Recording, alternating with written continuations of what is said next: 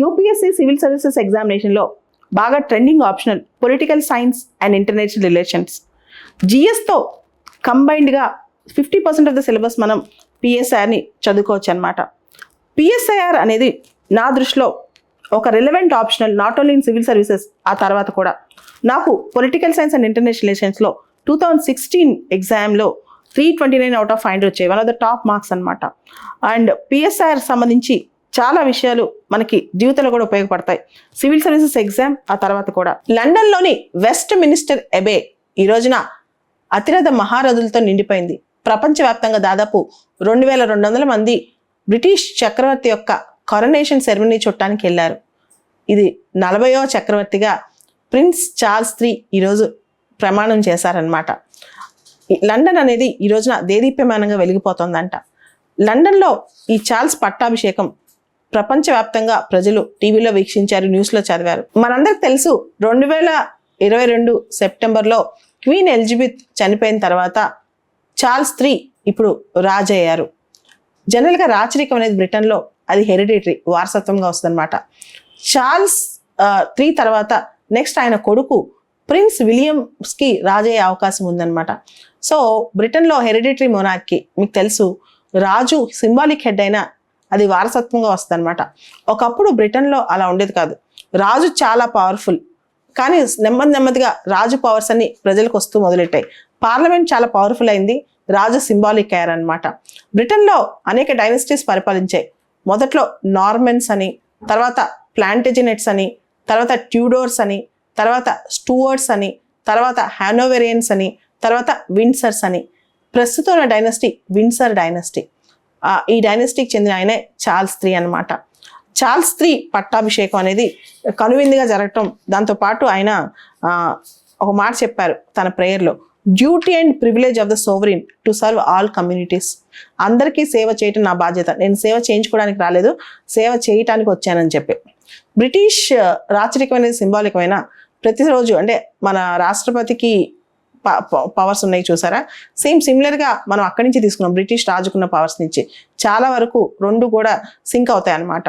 So అవసరమైన documents ప్రతిరోజు ఒక ఎర్రని పెట్టెలో పెట్టి బ్రిటిష్ ప్రభుత్వం ఆయనకి పంపిస్తుంది అనమాట. అప్పుడు ఆయన సంతకాలు పెడతారు.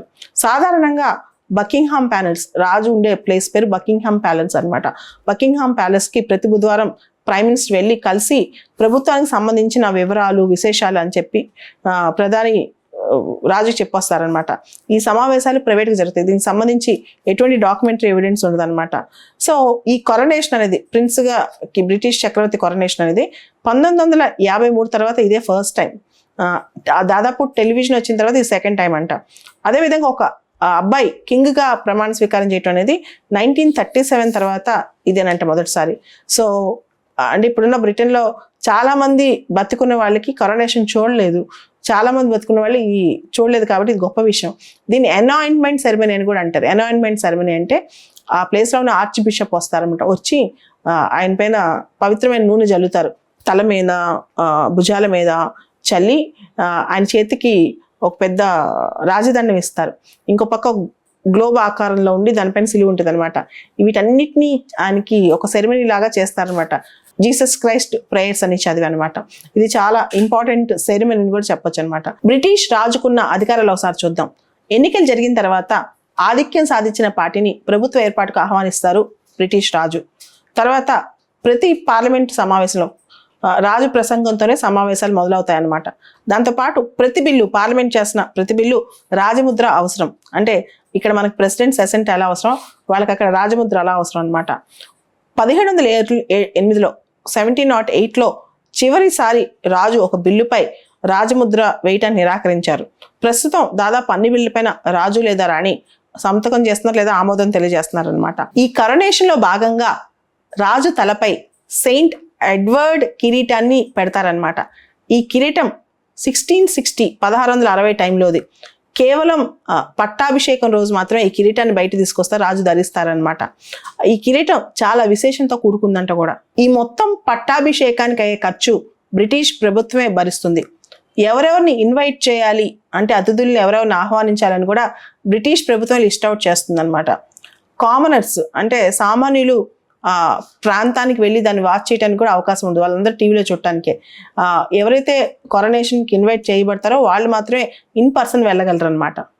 యూపీఎస్సీ సివిల్ సర్వీసెస్ ఎగ్జామినేషన్ 2024-25లో రాద్దాం అనుకునే వాళ్ళకి CSB IAS academy PCM prelims come mains course launch చేస్తోంది. చాలా ఇన్నోవేటివ్గా ఎగ్జామ్కి అనుసంధానంగా ఈ కోర్స్ ఉండబోతోంది. అంటే ఎగ్జామ్ సంబంధించిన అంశాలు మాత్రమే పూర్తి స్థాయిలో ఈ కోర్సులో చర్చించబడతాయి. ఈ కోర్స్ 10 నుంచి 12 నెలల టైంలో ఉంటుందన్నమాట. ఇది నెక్స్ట్ ఇయర్ ఎగ్జామ్కి అంటే 2024 ఎగ్జామ్కి 2025 ఎగ్జామ్కి మీకు యూజ్ అవుతుంది.